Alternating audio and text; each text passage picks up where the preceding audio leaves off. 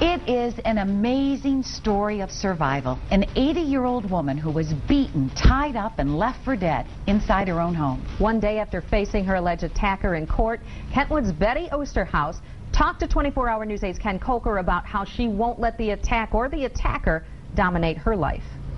But I have chosen not to give him space, dwelling space, in my mind or in my personality.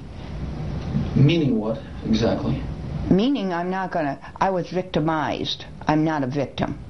Yet, she says, small things sometimes frighten her. Yeah, I'm jumpy when somebody walks behind me. Yeah, I jump. It was Labor Day, 10 in the morning, when Betty Oosterhouse answered a knock at her door. It was a man who had recently worked on the roof of her Kentwood home. He was having car troubles, he said, and asked to use her phone. Once inside, he grabbed her, put a paring knife to her neck, and demanded her ATM number. He just punched me, and then when his fingernails came down, it tore my lip open. After I got the blow that gave me the concussion, I wasn't totally out, but I wasn't totally, it was very hazy, groggy. The swelling on her face has gone down. He smashed out several teeth. She has a broken jaw, a concussion, and lost some hearing. But she also fought back. I bit him. Yeah? I bit him hard. Yeah. They wrestled on the kitchen floor. I was upstairs, and he took me downstairs, and I can't remember how I got down there. So that might have been, he might have half dragged me. He tied her up in the basement against a pole. After he left with her purse, ATM card, and her car, she managed to escape. Got help from a neighbor.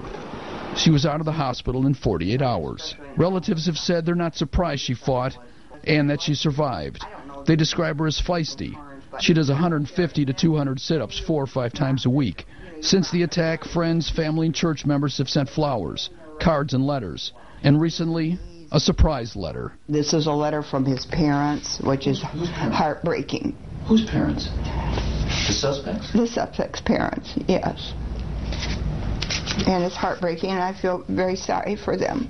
Randall Lockney, 46, has a long criminal history. Assault, car thefts, breaking and entering. He was paroled in May after serving just over 3 years of a 23-month to 10-year sentence.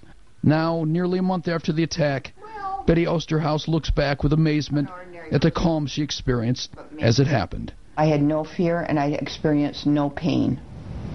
With all the punches, I did not experience any pain. I experienced no fear.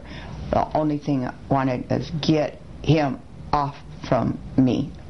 I guess I was determined he wasn't going to best me in every way. In Kentwood, Ken Kolker, 24-Hour News 8. Randall Lockney is scheduled to go on trial in part due to Oosterhouse's testimony.